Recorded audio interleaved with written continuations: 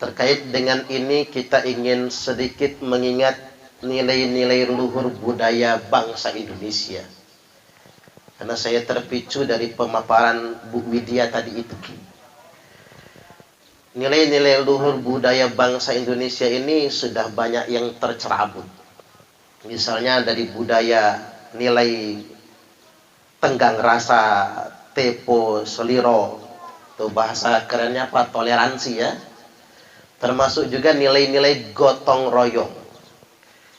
Dulu kita bangsa yang susah. Bahkan di kampung saya itu yang punya TV cuman Pak Kadus saja. Itu pun TV hitam putih. Makanya ada yang ngomong enak zaman Pak Harto daripada zaman sekarang. Tak pikir iya juga ya. Zaman Pak Harto saya nggak pernah pusing mikirin biaya sekolah.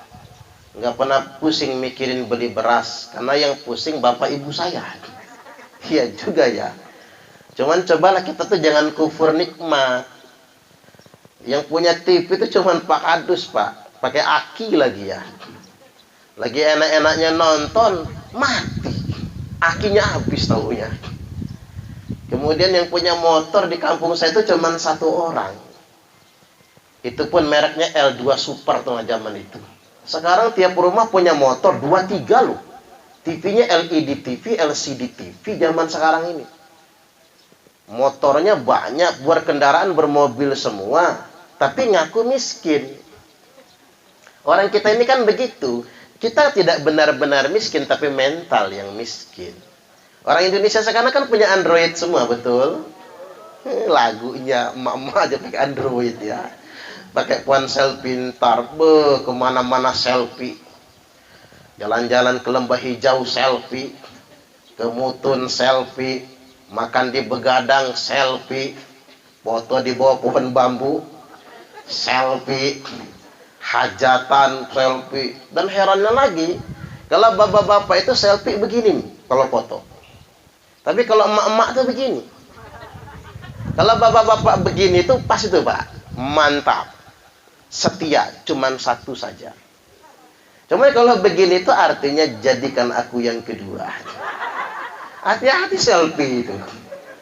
Mulut dipengot-pengotin gitu ya. Kerjaan emak itu. Nah ini dibilang melarat marah.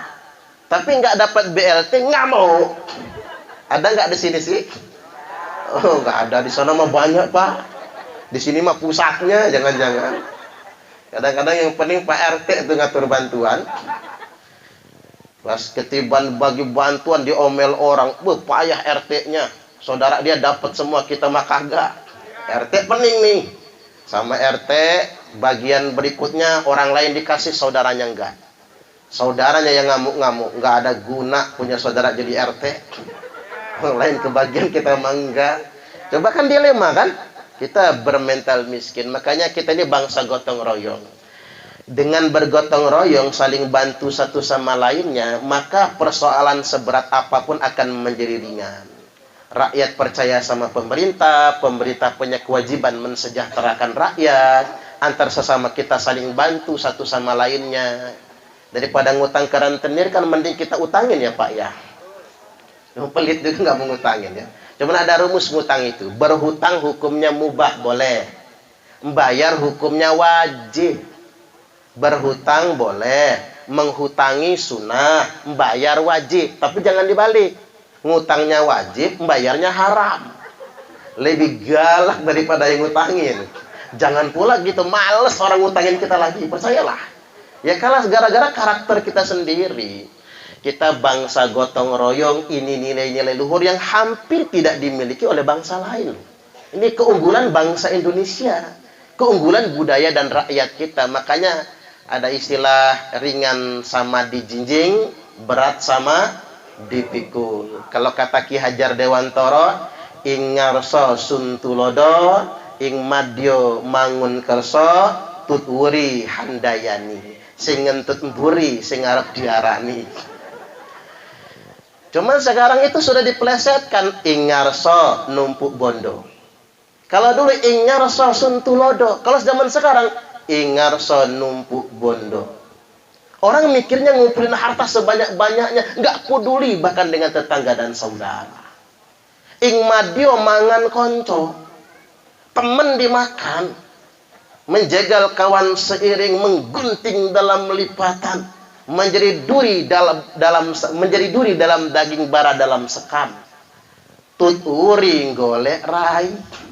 Coba diapal. Ing ngarso numpuk bondo, ing madio mangan konco, tut uring golek rai. Orang cari muka sekarang banyaknya. Maka dari itu kita ingin mengembalikan lagi nilai-nilai kebangsaan kita, nilai-nilai kebersamaan kita, berbagi dengan sesama. Makanya pemerintah punya kewajiban untuk mensejahterakan rakyatnya. Yakin dan percayalah, semua kebijakan pemerintah tidak mungkin untuk menyengsarakan rakyatnya. Tapi berbeda dengan orang yang sudah a priori. Kalau kata Bu Widya tadi, nyaci maki jalan tol. Jalan tol aja nggak bisa dimakan. Jalan tol nggak ada manfaatnya buat rakyat. Sementang dia nggak milih Jokowi atau anti dengan Presiden Jokowi. Kemarin pas Lebaran pulang kampung ke Palembang. Enak sekarang 3 jam nyampe Jokowi, kata saya. Diem dia langsung. Kita ini kan jangan jadi orang yang kufur nikmat sebetulnya. Baik Bapak Ibu rahimakumullah, yang berikutnya yang hendak saya sampaikan pada kesempatan kali ini adalah belakangan masalah-masalah ekonomi kemudian di framing sedemikian rupa untuk dibenturkan kepada pemerintah, bahkan menggunakan bahasa agama. Ada orang-orang yang menggunakan bahasa agama untuk melawan pemerintahnya. Padahal sebetulnya antara beragama dengan bernegara itu tidak benturan. Kita bisa menjadi warga negara yang baik, kita bisa menjadi warga agama yang baik, berbanding lurus dengan menjadi warga negara yang baik. Setuju nggak kira-kira? Nah makanya agar nilai-nilai kebangsaan kita, gotong royong, tenggang rasa, tepo silura tidak tergerus, semua paham-paham yang akan merusaknya harus kita hindari. Dan kadang-kadang begini, paham-paham begini mengatasnamakan agama. Mengapa orang kemudian menjadi banyak tertipu sebetulnya, banyak dikamuflase. Mula-mula mereka bersifat eksklusif atau eksklusivisme. Tahu artinya nggak Bapak Ibu? Kalau minyak goreng mahal tahu ya, cabai mahal tahu ya. Udah turun belum harga cabai? Belum, belum ya. Eksklusivisme bahasa kitanya apa ya? Tertutup gitu. Cara bergaul yang tertutup, cara beragama yang tertutup. Ada style yang berlebihan. Saya sih nggak menyalahkan orang yang pakai hijab yang panjang ya, atau pakai cadar, tidak. Tapi jangan pula hanya gara-gara berubah cara berpakaian menjadi kaku pergaulan, sama tetangga jadi nggak kenal, keluarga nggak mau kumpul, salaman nggak mau lagi. Itu namanya eksklusivisme. Setelah itu kemudian cenderung korektif, menyalah-nyalahkan amal orang lain, mulai membid'ah-bid'ahkan. Ada nggak di Bandar Lampung ini? Banyak ya. Dikit-dikit membid'ahkan, dikit-dikit mengkafirkan. Borok-borok dengan yang agama lain, dengan seagama pun dia kafir-kafirkan. Dia bid'ah-bid'ahkan. Padahal kadang belajar agamanya juga mak jelas. Kalau kita tanya, kamu belajar di mana? Internet. Nanti kalau mati tanya malaikat, guru kamu siapa? Syekh YouTube al-internet. Kiainya Kiai Haji Google, ustadznya ustadz Facebook LCMA. Nggak bisa dong, nggak bisa dipertanggungjawabkan. Padahal kan kita sudah punya pakemnya tuh. Kalau beda agama, lakum dinukum waliyadin. Kalau beda paham ya sudah, lana a'maluna walakum a'malukum. Kita masing-masing beramalnya. Kita harus siap menerima perbedaan. Setuju nggak kira-kira? Kita harus siap menerima perbedaan, Pak. Nggak mesti orang tuh sama dengan kita. Urusan politik apalagi duniawi, profan politik itu. Beda pilihan politik itu wajar sekali. Ini enggak beda pilihan politik 2019 01 02 sampai surga aja pengen pisahan. Ya Allah, nanti surganya dipisah, surga 01 sama surga 02. Pengen pisah kaplingan surganya. Saking semusuhannya itu ya. Jangan-jangan di neraka juga pengen pisahan tuh ya. Jadi balik lagi bahwasanya jangan sampai begitu, kan profan urusan dunia. Nah, kita urusan amalia, urusan beragama, kita bertetangga dengan non-muslim, kita baik-baik saja. Coba lihat di Fajar Baru di Labuan Dalam itu kan, masih Bandar Lampung ya. Di Labuan Dalam itu kalau orang muslim sedang Idul Fitri, pecalang-pecalang Bali itu yang jadi tukang parkir, ngaman rumah-rumah, semua orang suruh berangkat sholat Id ke lapangan. Nanti rumah mereka aman, pecalang yang jagain. Nanti balasannya begitu umat Hindu merayakan hari raya Nyepi, umat muslim yang tadinya sudah menjadwalkan untuk hajatan, di-cancel hajatannya. Nggak enak, orang lagi Nyepi kita dangdutan, jedang-jedung. Nah, ini yang disebut dengan toleransi. Ini nih leluhur bangsa kita. Termasuk kemarin yang kita sayangkan betul kan di Cilegon. Cilegon itu kota loh, nggak ada satupun gereja di sana. Sedangkan wali kota dan wakil wali kotanya menandatangani petisi penolakan pendirian gereja. Ini kan betul-betul mencoreng wajah Islam yang rahmatan lil alamin. Coba nggak ada satupun dalilnya dalam Al-Quran dan hadis yang melarang umat beragama lain mendirikan rumah ibadah. Yang lebih memalukan ini penyelenggara negara soalnya. Ini mana budaya toleransi kita? Di mana letak nilai-nilai rahmatan lil alamin kita? Nah, terhadap berbagai macam perbedaan kita bersikap bijak. Kita bisa berinteraksi pada hal-hal yang sama dan memaklumi hal-hal yang berbeda. Saya kasih rumus begini sajalah. Kalau dalam berbeda itu nggak usah ngopeni amalan orang, urusi amal kita sendiri. Nggak usah ngopeni rumah tangga orang. Jangan campuri urusan rumah tangga orang, urus rumah tangga kita sendiri. Makanya ada pepatah orang di pasar, laki-laki, ingat ini bapak-bapak, laki-laki yang rajin mencium istrinya relatif lebih panjang umur dibandingkan dengan laki-laki yang mencium istri tetangganya. Kira-kira sepakat nggak kira-kira? Ya bacok orang, kita jangan macam-macam. Nah, jadi hindari eksklusivisme dalam bergaul ya. Hindari betul, jangan sedemikian rupa. Kemudian yang berikutnya, yang kedua, ekstremisme. Nah, sikap ekstrim ini sudah mengarah kepada langkah awal radikalisme. Mulai dia anti agama lain. Anti bukan berarti tidak, anti itu bukan berarti suka ya Bapak Ibu, bukan berarti ikut mengamalkan agama lain, tidak. Anti di sini adalah kebencian. Anti agama lain, anti negara, atau saya sederhanakan begini. Mereka anti 4 pilar kebangsaan kita. 4 pilar kebangsaan itu apa saja? Pancasila, ideologi ya. Undang-Undang Dasar 1945. Kemudian yang keempat, Negara Kesatuan Republik Indonesia, NKRI. Kemudian yang ketiga ya, yang keempat, Bhinneka Tunggal Ika. Berbeda-beda tapi tetap satu jua. Ulangi lagi, 1 ideologi Pancasila. 2 konstitusi dasar, Undang-Undang Dasar 1945. 3 sistem kenegaraan, Negara Kesatuan Republik Indonesia. Dan yang keempat, Bhinneka Tunggal Ika. Kita ini berbeda-beda tapi tetap satu jua. Kalau kata Bu Widya tadi, dalam negara Pancasila tidak ada istilah minoritas dan mayoritas. Jadi yang sedemikian rupa itu dikotomi yang salah, polarisasi, pengkotakan yang tidak baik sebetulnya. Kita tetap sama selagi kita bisa membantu. Ketika kita berbeda, kita memaklumi perbedaan yang ada. Baik, selanjutnya saya ingin kasih contoh ini. Dari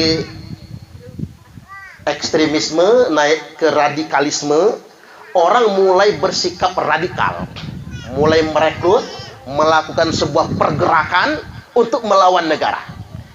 Dan untuk khusus Indonesia ada 2 kasus, komunisme dan Islamisme. Ada yang mengatasnamakan komunis tapi sudah selesai, clear, top MPR-nya sudah jelas. Makanya kalau ada orang ngaji-ngaji kumpul-kumpul komunis, lapor, langsung disikat, pasti langsung disikat. Cuman kalau yang viral kemarin, orang dipoto pakai baju palu arit ya Pak, Kalau mau tahu, dia yang bikin baju, dia yang nyablon, dia yang make, dia yang motoin, videoin, dia yang miralin, dia juga yang minta ditangkap. Tukang fitnah itu namanya. Tukang fitnah. Jangan yang kayak gitu. Nah, yang kedua yang mengatasnamakan Islam. Hari ini kita dihadapkan dengan fenomena orang mengatasnamakan agama untuk melawan negara. Mengatasnamakan agama untuk anti Pancasila. Nah, saya ambil contoh cara cuci otak itu begini. Ya, siapa tahu ada yang sudah kecuci otaknya ya. Bahkan menurut saya bukan lagi brainwashing itu, meracuni otak itu sudah. Itu sudah vaksin gitu. Bapak Ibu, khususnya yang muslim, saya mau tanya, kalau suruh milih Al-Quran atau Pancasila? Al-Quran dong. Al-Quran kan wahyu Allah, Pancasila bikinan manusia. Milih bela Islam atau bela NKRI? Saya ulang lagi, ada yang NKRI soalnya. Pilih bela Islam atau bela NKRI? Islam lah, orang kata orang Islamnya banyak. Milih taat Allah atau taat pemerintah? Allah dong, pemerintah nggak punya surga. Percaya nggak punya surga? Allah yang punya surga. Ulang lagi yuk. Milih Al-Quran apa Pancasila? Al-Quran. Bela Islam atau bela NKRI? Bela Islam. Taat Allah atau taat pemerintah? Taat Allah. 2 menit jadi teroris semua. Karena itu pertanyaannya, Nak. Kalau pengen tahu, itulah cara cuci otak. Itulah cara meracuni otak. Itulah pertanyaannya. Karena itu namanya pertanyaan jebakan. Jadi jangan sekali-kali kepancing dengan pertanyaan itu. Kalau sudah ada yang nanya begitu, abaikan. Dan rata-rata mau HTI, mau NII, mau Khilafatul Muslimin, ya, JI, JED, itu dulu pintu masuknya mereka. Membenturkan antara beragama dengan bernegara. Sama kayak jawaban pertanyaan begini. Ibu-ibu yang saya tanya ya, ibu-ibu itu kalau suruh milih taat suami atau taat Allah? Yang jawab taat Allah dicerek lakinya. Yang milih taat suami kafir sama Allah. Nah, jawabannya memang bukan begitu. Itu jebakan, Bu. Sama kayak anak ditanya, milih berbakti pada Allah atau berbakti sama orang tua? Nggak bisa dipilih dong. Jawaban yang benar, berbakti kepada orang tua merupakan bakti juga kepada Allah. Karena perintah Allah kan, ridallah fi ridal walidain. Ridho Allah ada pada ridho kedua orang tua. Taat kepada suami, milih taat suami atau taat Allah? Jawaban yang benar, mentaati suami adalah perintah Allah. Ibu-ibu ini taat suami masuk surga.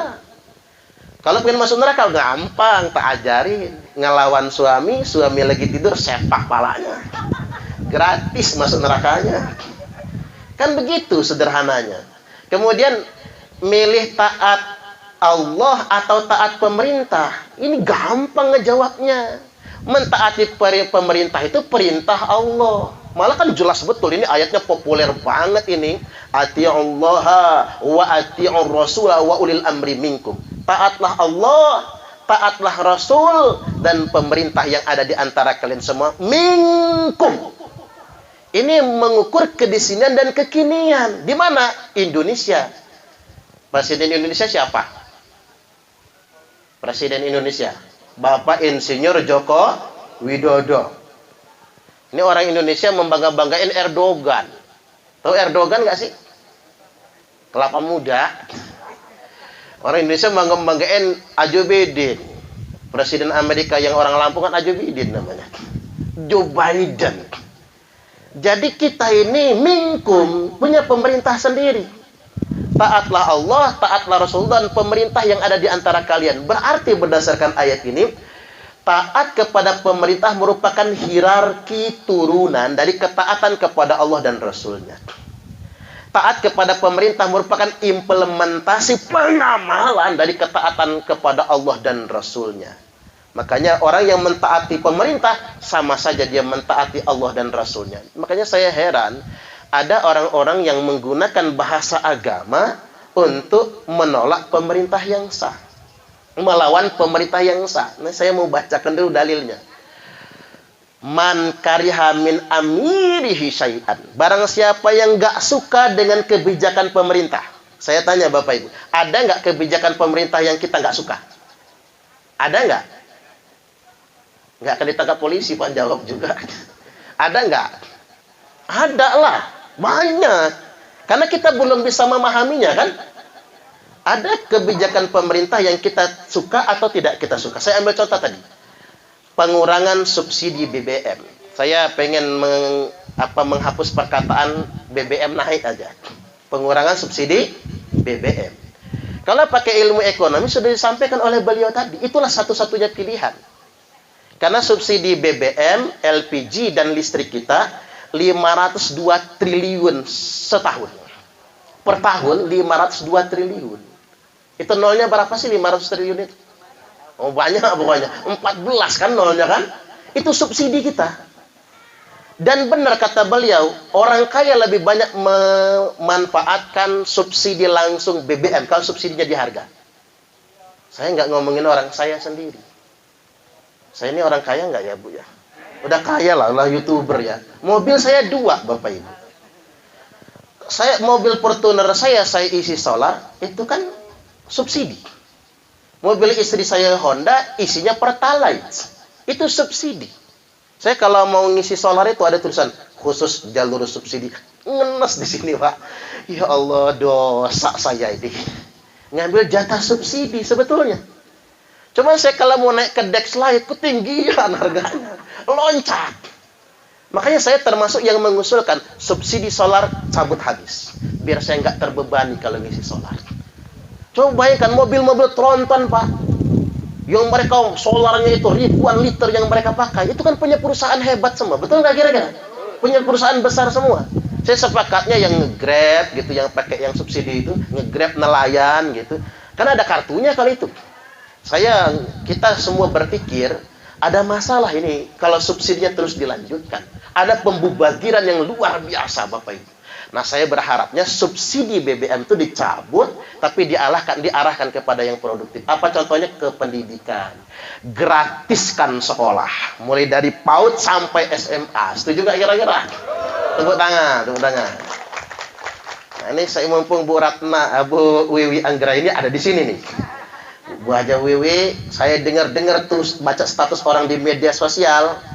SMP itu sudah 3 jutaan loh setahun. Betul nggak kira-kira? SMP tuh. SMA lebih lagi kan. 15 juta. Nih kesaksian 15 juta. Saya ini tahu begini karena saya punya binaan doa Pak. Saya punya program bedah rumah gitu ya. Punya bantuan untuk anak sekolah. Pernah saya nyerah. Karena begitu mau masuk SMK per paling murah 6 juta biaya daftar ulangnya dengan alasan dana komite sebagainya. Ya 6 juta kalau cuma 1 orang kebayar saya. Tapi kalau 6 juta 100 orang, 600 juta, duitnya sopo. Nggak kuat, saya bukan siapa-siapa soalnya ngumpulin dari jamaah saya nggak dapat segitu juga. Nah ini penting. Mengapa saya bisa mengusulkan begini? Karena Jawa Tengah, ini ingat Jawa Tengah, mulai dari PAUD sampai SMA gratis semua. Gratis semua. Kalau Provinsi Jawa Tengah saja bisa, ngapa Lampung nggak bisa? Setuju nggak kira-kira? Tepuk tangan lagi. Kita mah provokator aja ya. Ya itulah tugasnya. Berarti kan sebetulnya program-program begini bisa dieksekusi oleh pemerintah daerah. Buktinya Jawa Tengah juga bisa. Makanya orang-orang di sana ngelihat di Lampung begini kaget juga sebetulnya. Nah ini kritik buat pemerintah sebetulnya. Jadi balik lagi, ada kebijakan pemerintah yang kita suka, ada yang tidak kita suka. Itu hanya karena kita belum memahami saja sebetulnya. Kalau kita sudah memahami ya jadi bijaksana sebetulnya. Baik, kemudian yang berikutnya saya lanjutkan hadis tadi. Man kariha min amirihi syai'an. Barang siapa yang tidak suka dengan kebijakan pemerintahnya, falyasbir, sabar. Fa innahu man kharaja minas sultani sibron. Karena barang siapa yang melawan pemerintah, memberontak kepada pemerintah sejengkal saja, mata, lalu dia mati dalam keadaan melawan pemerintah, mata mitatan jahiliyah, maka matinya mati jahiliyah. Hati-hati. Oke, saya bacakan hadis yang berikutnya lagi. Man khala'a yadan min ta'atin. Barang siapa yang melepaskan tangannya dari ketaatan kepada pemerintah yang sah, laqiyallaha yaumal qiyamati la hujjatalahu. Dia akan ketemu Allah pada hari kiamat nanti tanpa hujah sama sekali, tanpa alasan. Perbuatan maksiat apapun, kriminal apapun, Allah tanya hujahnya. Misal contoh, ngapa kamu maling? Udah 3 hari nggak kebeli beras ya Allah. Allah dengar alasan kita. Ngapa kamu berzina? Bini saya merantau ke Arab ya Allah.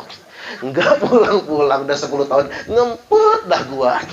Ya masalah diterima apa tidak Pak, itu urusan Allah ya. Tapi kan didengar, ditanya.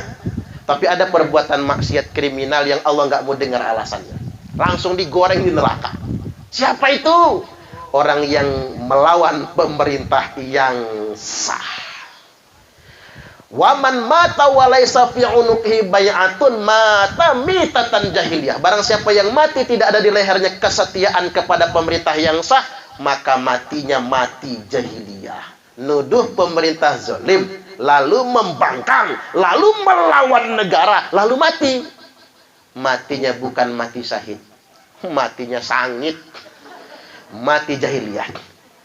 Jangan mau kalau ada orang ngajak-ngajak kita melawan pemerintah, walaupun udeng-udengnya jedut plafon, walaupun jubahnya nyengser di tanah, walaupun janggutnya tekan udel. Tapi kalau dia mengajak melawan pemerintah yang sah, sudah pasti sesat dan menyesatkan. Ini prinsip bagi kita semua. Jangan mau diajari cara beragama yang salah. Waman mata wa huwa mufariqul lil jamaah, barang siapa yang mati dalam keadaan melawan negaranya, maka ditetapkan matinya mati jahiliyah. Saya ingin Bapak Ibu jangan tertipu lagi. Mengapa saya sampaikan sampai segitunya? Ini ada dalilnya. Yakhruju qaumun min ummati, nanti akan keluar sekelompok orang di tengah-tengah umatku, kata Nabi. Yaqra'unal Qur'an, mereka semua fasih membaca Al-Qur'an. Makanya hati-hati mondokin anak. BNPTRI sudah merilis informasi 198 pondok pesantren terafiliasi jaringan terorisme. Di antaranya ada di Lampung. Saya nggak mau nyebut di sini karena mau saya upload. Tapi kalau ada yang pengen mondokin anak, telepon dulu ge. Kalau kira-kira mencurigakan, ada bapaknya polisi Pak, anaknya mondok di situ, hormat bendera haram, nyanyi lagu Indonesia Raya haram, Pancasila togut, bapaknya polisi, anaknya teroris. Kan nggak matching, bahaya. Bisa-bisa bapaknya diracun sama anaknya sendiri. Jadi hati-hati sekarang ini sedemikian rupa. Sampai mana tadi itu? Oh, pondok. Hati-hati masuk ke pondok pesantren. Jangan sampai kemudian masuk pondok yang sedemikian rupa. Yaqra'unal Qur'an, mereka semua fasih membaca Quran. Laisa qira'atukum ila qira'atihim bisai, di mana bacaan Quran kalian. Ini ingat ya, bacaan Quran kalian. Ini Nabi bukan ngomong sama kita loh. Ngomongnya sama sahabat yang hebat-hebat. Apalagi kita kan, bacaan Quran kalian, kata Nabi, tidak ada apa-apanya dengan bacaan Quran mereka. Wala sholatukum ila sholatihim bisai, sholat kalian nggak ada apa-apanya dibandingkan dengan sholat mereka. Wala siyamukum ila siyamihim bisai, puasa kalian tidak ada apa-apanya dibandingkan dengan puasa mereka. Yahkiru ahadukum amalahu min amalihim, seseorang di antara kalian pasti minder kalau membandingkan amalnya dengan amal mereka semua. Pernah nggak ngeliat orang yang soleh banget ya, sholatnya rajin ya, sampai kerudungnya aja yang sering tanah, nggak pernah beli sapu lidi lagi nyapu pakai kerudungnya. Umpama ya Bu, ya umpama ya, orangnya kayaknya udah kayak malaikat aja ini, umpama ini ya, tapi sangar, diajak senyum nggak mau ya, nggak gaul, semua orang kafir di mata dia. Nih sudah dicontohkan oleh Nabi. Jangan tertipu dengan ibadah mereka, jangan tertipu dengan hafalan Quran mereka. Fa'idha kharaju faqatuluhum, kalau kelompok itu sudah keluar, tetap perangi mereka. Fatuba liman qatalahum, beruntunglah orang-orang yang berani memerangi mereka semua. Ini Sahih Bukhari Muslim semua loh. Subhanallah, sedemikian rupa. Jadi bukan mereka yang benar. Yang benar itu kita yang memerangi mereka semua. Fatuba liman qatalahum, beruntunglah yang memerangi mereka. Ciri mereka apa? Yang membuat mereka diperintahkan untuk diperangi. Satu, mereka suka mengkafir-kafirkan orang lain. Satu ini cirinya. Yang kedua cirinya, mereka selalu mendelegitimasi pemerintah yang sah. Anti pemerintah yang sah. Coba ngaji di mana aja, apa aja bahasanya ujung-ujungnya nyaci pemerintah. ujung-ujungnya ngajak ngelawan pemerintah. Itu poin yang harus kita garis bawahi. Bapak Ibu hadirin wal hadirat rahimakumullah, satu juga yang ingin saya ingatkan, bendera hitam. Kemarin ikut ngeliat bendera hitam enggak? Tahun-tahun kemarin dia, Pak ya. Nah, ini saya ingin luruskan. Mereka nyebutnya bendera tauhid, dikit lagi ya. Mereka sebutnya bendera tauhid. Saya pengen ketawa sendiri. Waktu itu saya belum bahas karena masih panas suhu politiknya. Saya dianggap nanti saya karena faktor politik kan. Tapi kalau sekarang saya harus sampaikan. Sejak kapan tauhid punya bendera? Coba ngaji di kitab mana coba? Tauhid punya bendera. Jutaan bangsa Indonesia ini dikibulin dengan istilah bendera tauhid. Sejak kapan? Yang ada tuh bendera hitam, bahkan begini, nulis kalimat tauhid itu nggak boleh di sembarang tempat. Ini mau nulis kalimat tauhid di peci, di topi, tapi kencing berdiri. Ada nggak sih? Sini nggak ada, alhamdulillah nggak ada, pokoknya ya. Kemudian nulis kalimat tauhid di baju, di kaos, nyucinya diinjek-injek. Nulis kalimat tauhid di kalung. Jangan kalung ya Bu, saya ingetin ibu-ibu, jangan solehah. Allah di kalungnya, kurang bagus. Karena kalau di kalung ada lafaz Allah, masuk toilet harus dilepas. Ibu-ibu kebelet ke SPBU, tinggal di depan kalungnya. Hilang, itu masalahnya. Jadi daripada nama Allah, lebih baik nama suaminya saja. Tarmuziku sayang. Iya. Mending nama suami yang dituliskan di situ. Oke, saya mau bahas bendera hitam satu keterangan. Idza ra'aitumur rayatis sud. Apabila kalian semua sudah melihat bendera hitam dikibarkan. Ini jelas benar nih. Falzamul arda wala tuharriku aydiyakum wala arjulakum. Tetaplah di bumi kalian masing-masing, jangan gerakkan tangan kalian, jangan gerakkan kaki kalian, jangan ikut-ikutan mereka, karena mereka itu kelompok bendera hitam palsu. Qulubuhum kazuburil hadid. Yang ikut bendera hitam itu, kata Nabi, hati mereka keras bagaikan baja, membatu, dingin sekali, tidak bisa diingatkan. Coba bapak-bapak ibu liatin, yang pakai bendera hitam keras semua kan Pak? Nggak ada yang ramah, keras semua. HTI, Hizbut Tahrir, JI, serem, JAD, JAT, ISIS, apalagi. Mereka semua kan pakai bendera hitam kan? Hati mereka keras bagaikan baja, kata Nabi, membatu hatinya, dingin sekali, nggak punya belas kasihan. Dan la yafuna bi'ahdin wala mitsaqin. Yang pertama kali mereka rusak adalah perjanjian, kesepakatan dalam bernegara. Ini sudah ada keterangannya. Cuman dulu mau dibacain gak enak, takut terlalu panas. Sekarang harus dicerdaskan. Jadi kalau ada orang yang pakai bendera hitam, itu bendera hitam palsu. Karena bendera hitam beneran nanti kalau Imam Mahdi sudah memimpin pasukan melawan Dajjal. Dajjal akan keluar kalau kemarau full 3 tahun berturut-turut. Ini kemarau apa musim hujan? Masih tangeh Dajjalnya itu. Masih tangeh, urus aja negara kita ini. Ngapain ngomong-ngomongin ke sono? Ngerti nggak akhir zaman kayak sok tahu aja ya. Jangan berlebih-lebihan kita itu. Jadi baik, satu hal lagi yang ingin saya sampaikan tadi, pemerintah atau taat Allah atau taat pemerintah. Yang berikutnya, bela Islam atau bela negara. Jawaban yang benar, membela negara merupakan ajaran Islam. Makanya ada tagline dalam Islam, hubbul watan minal iman. Cinta tanah air merupakan bagian daripada iman. Dan yang terakhir, milih Al-Quran atau Pancasila. Jawaban yang benar begini, Pancasila itu bukan agama. Dan Pancasila tidak untuk menggantikan agama. Makanya kemarin ada rekrutmen pegawai BPIP. Nanti Bapak Ibu ada anaknya yang misalnya daftar BPIP, ingat ini, jangan salah jawab. Ditanya pegawainya ini, salam Pancasila, coba kita latihan. Salam Pancasila. Nah, jadi begini tangan. Salam Pancasila. Nah, kan itu salam Pancasila tuh. Ditanya oleh yang ngetes, salam Pancasila ini bisa menggantikan Assalamualaikum tidak? Jawab peserta, bisa. Selamat, Anda tes lagi tahun depan. Gagal. Berarti dia gagal paham kan? Dianggapnya Pancasila itu pengganti agama berarti. Padahal dia jangan dengan jawab begitu. Kalau dia jawab begini, tidak bisa. Assalamualaikum adalah salam keagamaan. Assalamualaikum adalah salam yang berdasarkan syariat Islam. Salam Pancasila adalah komitmen berbangsa dan bernegara. Kalau dia jawab begitu, selamat dia, lulus pegawai BPIP. Karena jawabnya salah. Ya kan yang dicari yang terbaik sebetulnya kan. Nah, tes lagi tahun yang akan datang. Nanyalah dia ke saya, Ustaz, jawaban yang benar kayak mana sih sebetulnya? Oke, kata saya, jawabannya nanti begini di tahun yang akan datang. Tak ulang lagi. Pancasila bukan agama. Dan Pancasila ini tidak untuk menggantikan agama apapun. Namun Pancasila ini sesuai dengan ajaran agama. Loh, apa alasannya? Karena dulu Nabi kita mendirikan negara. Nabi mendirikan negara namanya negara Madinah. Negara yang didirikan Nabi itu bukan negara Islam, Bapak Ibu. Nabi nggak pernah mendirikan negara berlabel agama. Daulah Islamiyah, Darul Islam kayak DITI, nggak ada.